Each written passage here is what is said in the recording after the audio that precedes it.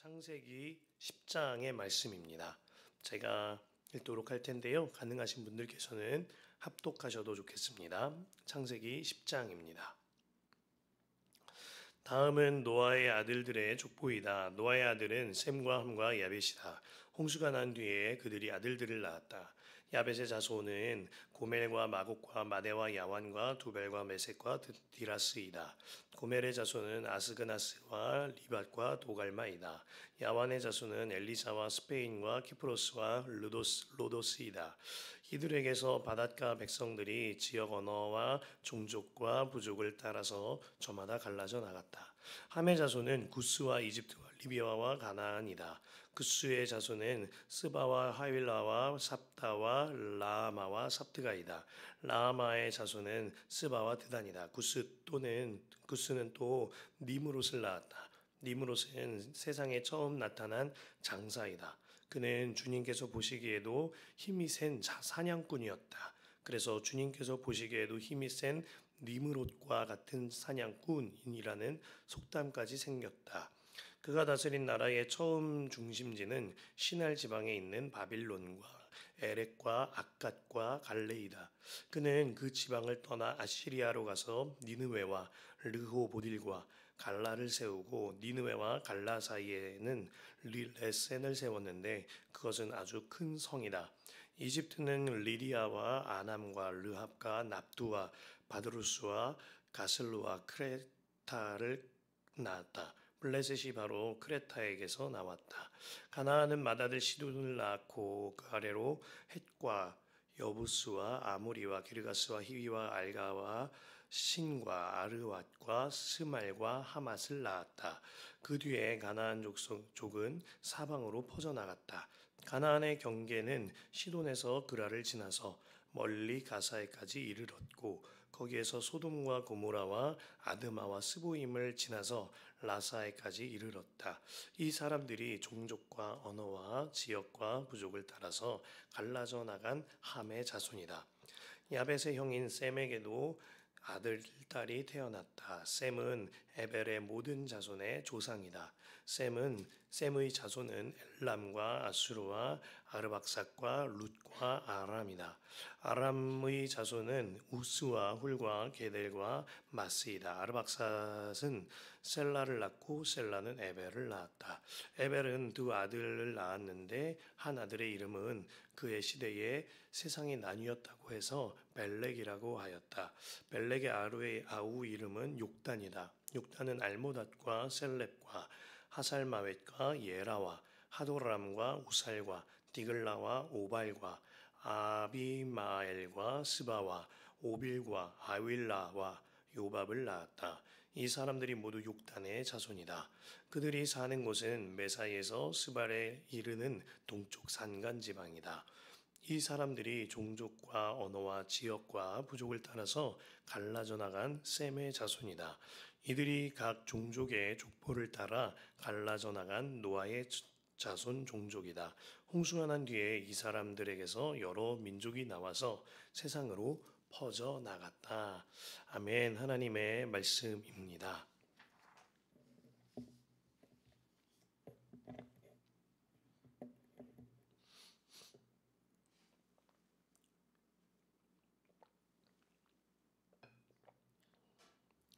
이 새벽에 함께 하니까요, 참 기쁩니다. 새벽이 기다려지는 마음이 전날 밤부터 있거든요.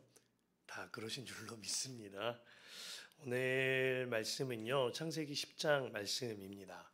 제가 작년 연말에 이제 어린이집 학예회에 참석할 일이 있었습니다. 저희 첫째, 둘째가 같은 어린이집에 다니고 있는데 학예회가 잘 맞춰졌는데 어떤 무뚝뚝한 남성 한 분이 제 앞에 찾아오시더니 악수를 청하시는 겁니다.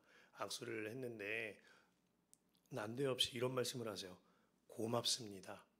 아버님 고맙습니다. 이러세요. 제가 처음 뵙는 분이라 네, 안녕하세요. 어떤 일인지 여쭤보니까요. 다름이 아니라 그 아버님과 어머님의 아들이 저희 첫째 아들과 같은 반 친구라는 겁니다. 어린이집마다 그 장애인 친구들과 비장애인 친구들이 같이 어울려 지내는 통합반이 운영되고 있는데요. 그 친구의 부모님이, 그러니까 그 부모님의 아들이 장애를 가진 친구였습니다. 고맙다고 말씀을 하시면서 자초지종을 들어보니까 이제 통합반에 아이를 보내기가 상당히 두렵기도 하고 걱정이 많이 되셨다는 겁니다. 근데 막상 보내고 나니 항상 짝꿍으로 저희 첫째가 그 친구와 짝꿍이 되어서 항상 손을 잡아주고 소풍 갈 때도 챙겨주고 같이 잘 어울리고 함께하게 되면서 그 친구가 너무나도 행복하게 어린이집 생활을 적응하고 있다라는 이야기이셨습니다. 그러면서 나중에 듣게 된 이야기가 저 아이는 어떤 삶을 살고 있나 이런 궁금증이 들기 시작하셨고 때마침 교회 어떤 집사님도 복음을 전하셔가지고 그 아이와 어머니가 교회에 등록을 하셨고 또 그 어머니는 양육 수료까지 받게 되셨노라고 이런 이야기를 저희 아내를 통해 쭉 듣게 되었습니다. 그리고 학예회 전후로요. 저희 아들 담임 선생님을 통해 저희 아들이 저는 그러리라고는 상상을 못 해봤는데 연약한 친구들이나 그날 뭐 이렇게 구토를 한 친구들이 있으면 꼭 챙겨주고 가서 토닥여주고 하는 일을 한다고 그 이야기를 듣게 되었습니다. 그런데 제 마음이 엄청 뭉클하고 눈물이 나더라고요. 또 한 가지는 그동안 이런 것도 모르고 너무 구박해서 미안하기도 하고 그런 마음이 들었습니다. 학예회를 마치고요. 학예회의 그 어떤 무대보다도 저희 아이의 그 행실을 칭찬해 줬습니다. 온유야, 잘했다. 너 너무 멋지다. 아빠는 연약한 친구들이랑 그리고 모든 친구들에게 친절과 배려로 사랑을 나타내는 네 모습이 오늘 그 어떤 무대보다도 훨씬 멋있었다. 너무너무 잘했다. 그 모습이 난 너무 기쁘다. 네가 장차 무슨 일을 하던 그런 사람이 되었으면 좋겠어. 근데 저희 애는요, 약간 어리둥절해야 하더라고요. 사실 저희 첫째가 초등학교 입학을 이제 앞두고 있는데 아직 한글도 다 떼지 못했거든요. 그런데요, 저는 저희 첫째가 무척 자랑스러웠습니다. 세상적인 어떠한 가치관보다 나보다 약한 아이들을 사랑하고 섬기는 그 모습이 하나님이 원하시는 모습이라는 마음이 들었기 때문입니다. 그래서 저는 종종 이 이야기를 자랑하고는 합니다. 오늘은 노아의 족보가 기록되어 있는데요. 저는 이 족보를 통하여서 세상의 가치관에 대해서는 대항하기를 선택하고 하나님의 가치관에 대해서는 붙잡게 되는 새벽이 되기를 간절히 소망하였습니다. 오늘 말씀 1절과 5절까지는요. 야벳의 자손, 그리고 6절부터 20절까지는 함의 자손, 그리고 21절부터 31절까지는 야벳의 자손이 기록되어 있는데요. 전체를 살펴보면서 특별한 것은 그 자손의 이름이요. 완전수인 70명이 기록되어져 있다는 겁니다. 더불어서 이번 장에서 줄곧 쓰이는 표현이 나았다, 퍼져갔다 이런 단어들이거든요. 노아에게 하나님께서 생육하고 번성하여 땅에 충만하라 말씀하셨는데 하나님이 그 말씀을 이루고 계신 겁니다. 먼저 야벳의 자손들은요. 14개의 족속에 뿌리가 기록되어져 있는데 그들은 각각 북유럽 어딘가 바닷가 근처에 거주하게 됩니다. 연이어 함의 자손들은요. 30개 가장 많이 기록되어 있거든요. 30개 자손의 뿌리가 기록되어져 있는데 양도 많을 뿐만 아니라 이들은 북아프리카를 중심으로 거주하게 되는데요. 유익 있게 볼 것은 이집트와 메소포타미아 그리고 바벨론과 같은 고대 문명의 중심지 혹은 고대 문명의 발상지에 그들이 거주했다는 것입니다. 함의 족속이 아주 강성했다고 볼 수가 있습니다. 끝으로 셈의 자손은요.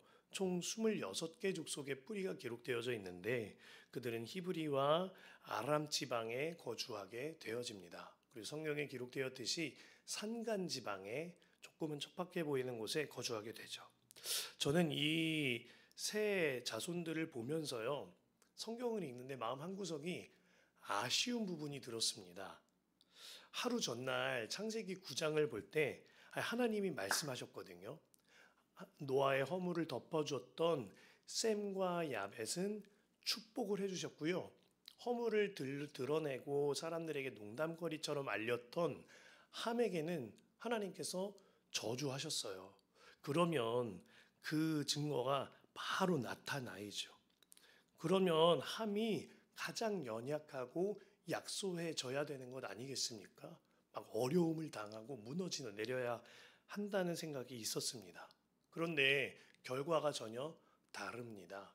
오늘 말씀을 보면 함의 자손들은 그 숫자도 가장 많고 위치도 문명의 발상지, 문명의 중심지에 자리 잡은 득세한 사람들처럼 보입니다. 개인적으로 성경을 읽다가 이 부분이 아쉬웠습니다. 그런데요, 묵상 중에 하나님께서는 다른 마음을 주십니다. 슬기야, 세상이 보는 시각과 하나님의 시각은 전혀 다르다. 세상이 보는 성공과 축복과 하나님이 보시는 축복은 전혀 다른 것이다. 정말 그렇죠. 세상은요, 득세하고 수가 많고 재물이 많으면 축복받은 줄 압니다. 그래서 기독교 안에도 이것들이 절묘하게 들어와서요, 기복신앙, 이것이 각광받았던 겁니다. 그래서 교회가 타락하기도 했습니다. 하나님만 바라보아야 할 교회와 성직자가 세상과 똑같은 가치관을 가지고 만몬을 쫓아 사니까 세상으로부터 지탄받는 대상이 되어버린 것입니다. 하지만 주님의 시각은 다르세요. 진짜 성경이 말하는 축복은 이와 다릅니다. 부귀영화를 쫓아 살고 그로 인해 죄의 수렁에 빠진다면 그것은 축복이 아닙니다. 더 없는 저주인 것이죠. 함의 자손 중에 이를 아주 잘 드러내는 사람 한 사람이 적혀 있는데요. 니므롯이라는 자입니다. 함께 붙잡고 기도할 말씀이 8절과 9절인데요. 제가 읽겠습니다. 구스는 또 니므롯을 낳았다. 니므롯은 세상에 처음 나타난 장사이다. 그는 주님께서 보시기에도 힘이 센 사냥꾼이었다. 그래서 주님께서 보시기에도 힘이 센 니므롯과 같은 사냥꾼이라는 속담까지 생겼다.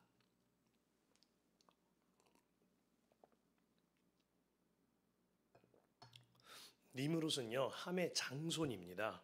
그를 소개하기를 세상의 첫 장사라, 주님 보시기에도 힘센 사냥꾼이라 소개합니다. 개역개정은요, 그를 두고요, 여호와 앞에 서 있는 용감한 사냥꾼이라고 쓰기도 합니다.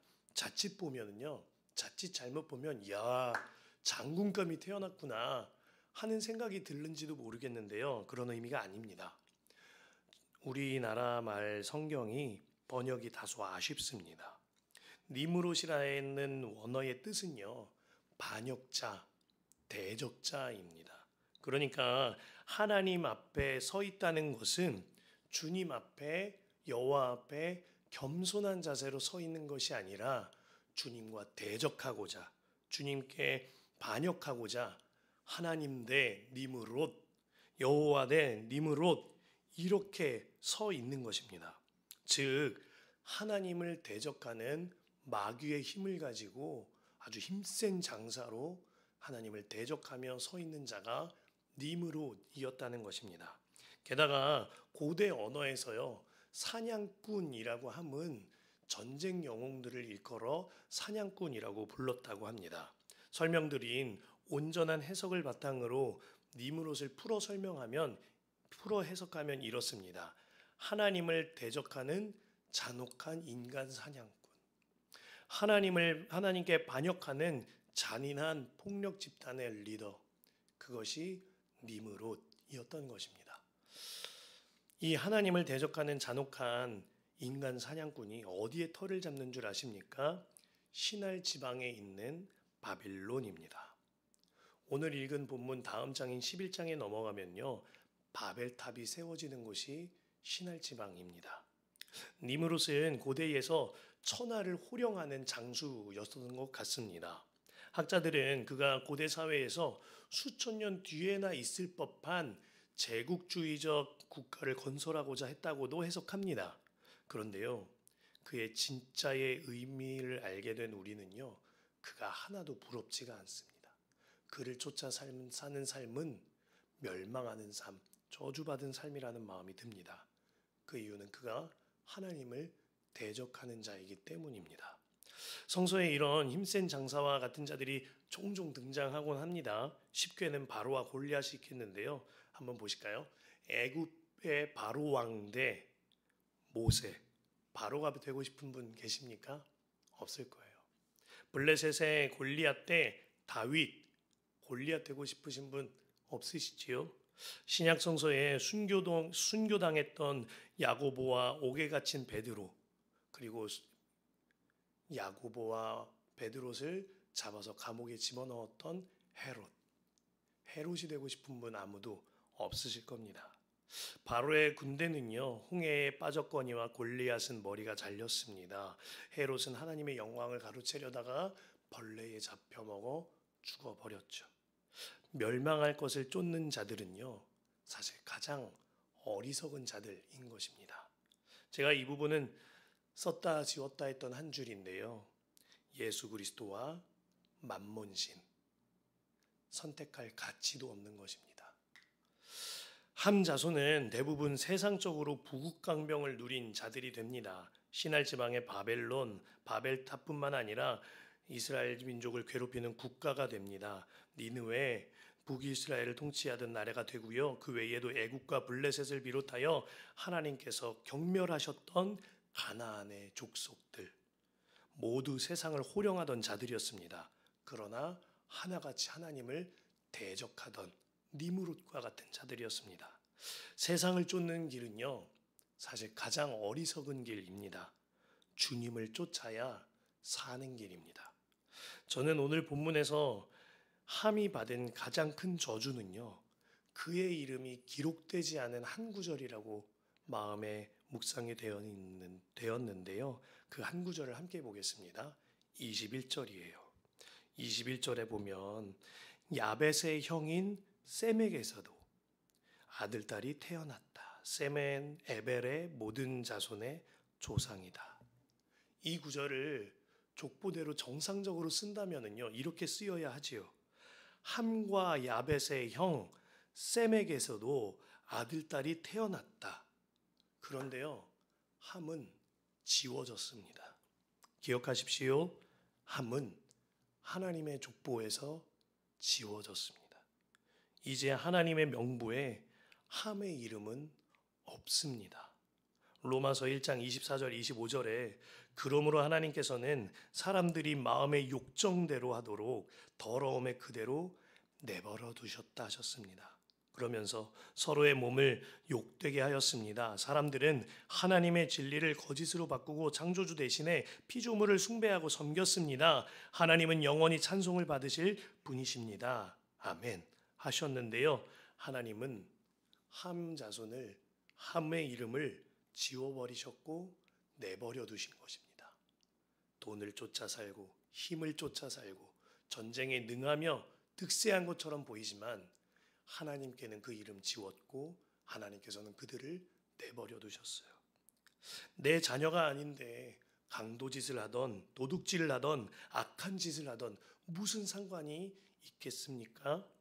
함의 이름이 기록되지 않은 이 구절이 함의 자손에게는 가장 큰 저주고 가장 큰 비극인 것입니다.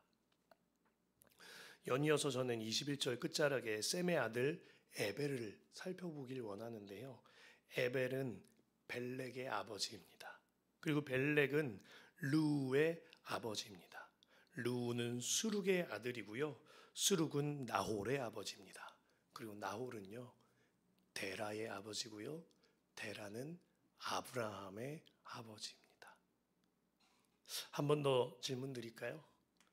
득세한 자 함, 바벨론 왕국의 조상 함, 아주 그냥 천하를 호령했던 인간 사냥꾼 함, 그리고 변두리에 있는 자 셈, 유목민의 조상 셈, 산간지방을 일구어야 됐던 셈, 히브리 노예의 조상 셈, 그리고 믿음의 조상 아브라함의 조상이었던 셈.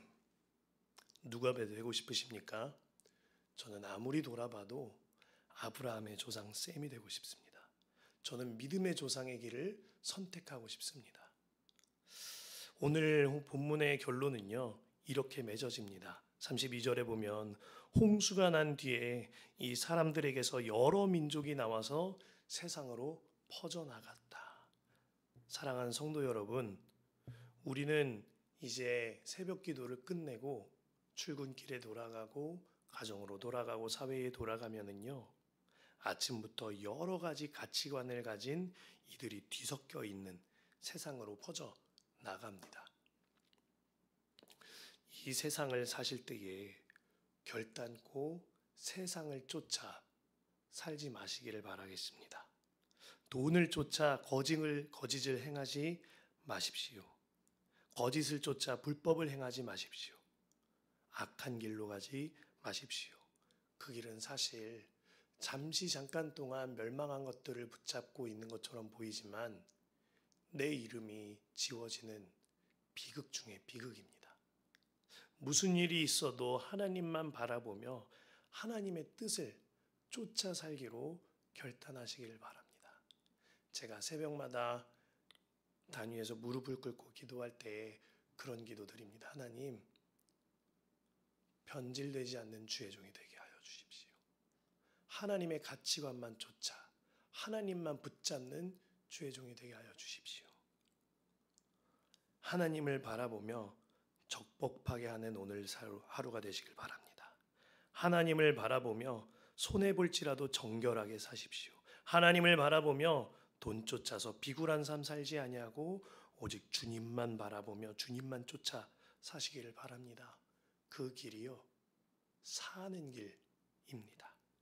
오늘 이 새벽에 세상이 아닌 하나님을 쫓아 살기로 결단하는 새벽이 되어지시기를 간절히 부탁드립니다. 그 길이 저와 여러분들이 사는 길이고요, 우리 교회가 함께 사는 길인 줄로 믿습니다.